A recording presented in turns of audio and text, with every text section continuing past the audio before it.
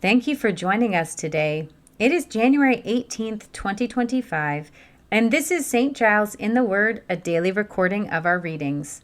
Today we will read from the Gospel of Luke, chapter 23, and the book of Deuteronomy, chapter 19, in the New International Version. We begin today in the Gospel of Luke. Then the whole assembly rose and led him off to Pilate, and they began to accuse him, saying, "We have found this man subverting our nation. He opposes payment of taxes to Caesar and claims to be Messiah, a king." So Pilate asked Jesus, "Are you the king of the Jews?" "You have said so," Jesus replied. Then Pilate announced to the chief priests and the crowd, "I find no basis for a charge against this man." But they insisted, "He stirs up the people all over Judea by his teaching. He started in Galilee and has come all the way here." On hearing this, Pilate asked if the man was a Galilean. When he learned that Jesus was under Herod's jurisdiction, he sent him to Herod, who was also in Jerusalem at that time. When Herod saw Jesus, he was greatly pleased because for a long time he had been wanting to see him. From what he had heard about him, he hoped to see him perform a sign of some sort.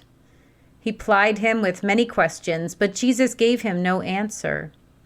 The chief priests and the teachers of the law were standing there, vehemently accusing him.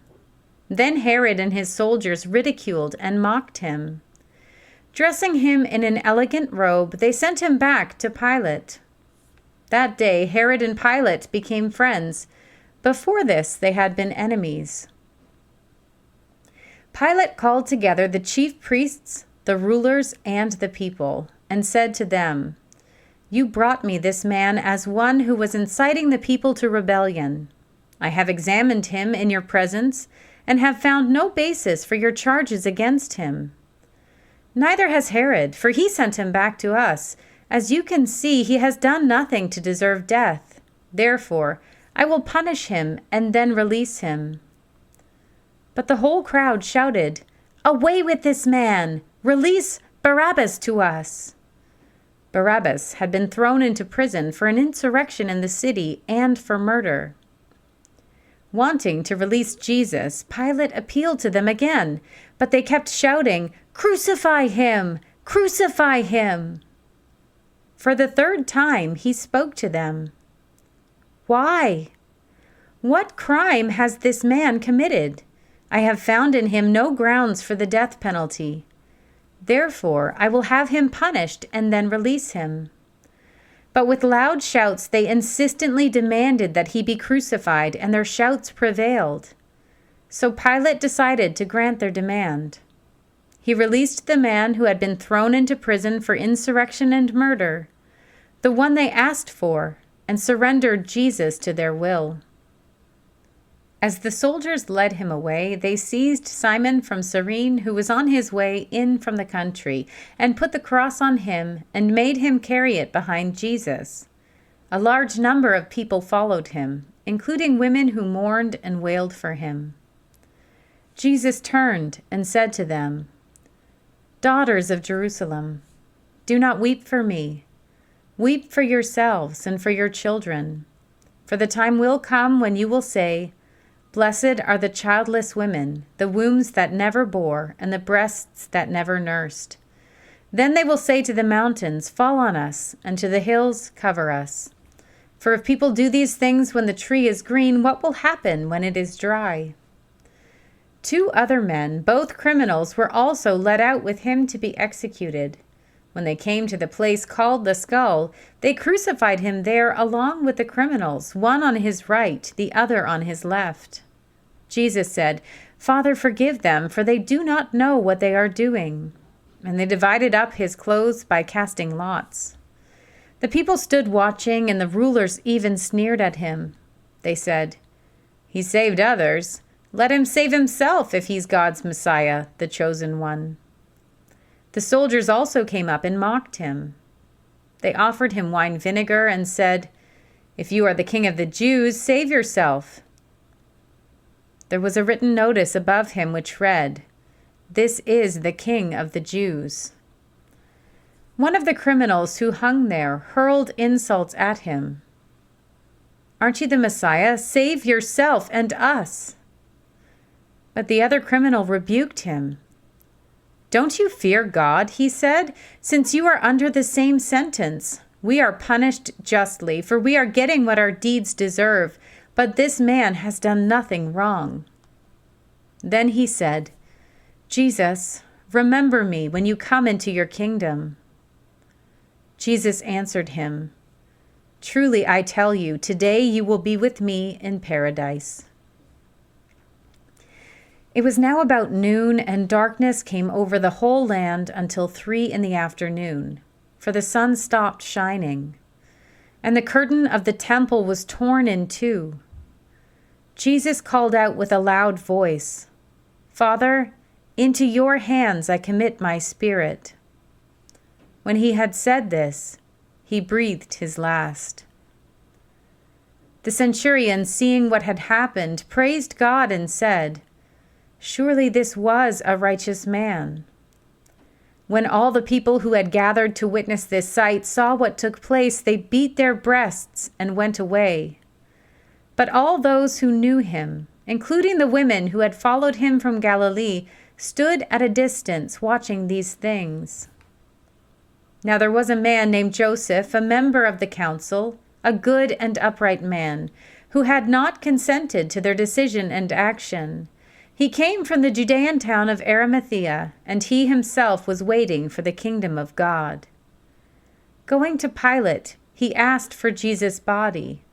Then he took it down, wrapped it in linen cloth, and placed it in a tomb cut in the rock, one in which no one had yet been laid. It was preparation day, and the Sabbath was about to begin. The women who had come with Jesus from Galilee followed Joseph and saw the tomb, and how his body was laid in it. Then they went home and prepared spices and perfumes, but they rested on the Sabbath in obedience to the commandment. We turn now to the book of Deuteronomy. When the Lord your God has destroyed the nations whose land he is giving you, and when you have driven them out and settled in their towns and houses, then set aside for yourselves 3 cities in the land the Lord your God is giving you to possess. Determine the distances involved and divide into 3 parts the land the Lord your God is giving you as an inheritance, so that a person who kills someone may flee for refuge to one of these cities.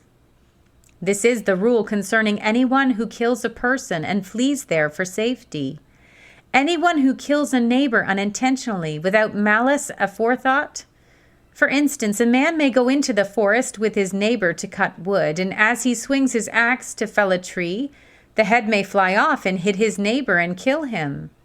That man may flee to one of these cities and save his life. Otherwise, the avenger of blood might pursue him in a rage, overtake him if the distance is too great, and kill him, even though he is not deserving of death, since he did it to his neighbor without malice aforethought. This is why I command you to set aside for yourselves 3 cities. If the Lord your God enlarges your territory as he promised on oath to your ancestors and gives you the whole land he promised them, because you carefully follow all these laws I command you today, to love the Lord your God and to walk always in obedience to him, then you are to set aside 3 more cities.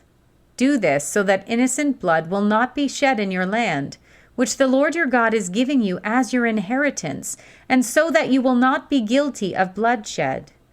But if, out of hate, someone lies in wait, assaults and kills a neighbor, and then flees to one of these cities, the killer shall be sent for by the town's elders, be brought back from the city, and be handed over to the avenger of blood to die.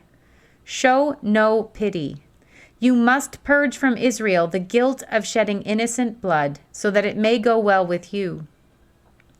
Do not move your neighbor's boundary stone set up by your predecessors in the inheritance you receive in the land the Lord your God is giving you to possess. One witness is not enough to convict anyone accused of any crime or offense they may have committed. A matter must be established by the testimony of 2 or 3 witnesses. If a malicious witness takes the stand to accuse someone of a crime, the two people involved in the dispute must stand in the presence of the Lord before the priests and the judges who are in office at the time. The judges must make a thorough investigation, and if the witness proves to be a liar, giving false testimony against a fellow Israelite, then do to the false witness as that witness intended to do to the other party. You must purge the evil from among you. The rest of the people will hear of this and be afraid, and never again will such an evil thing be done among you. Show no pity.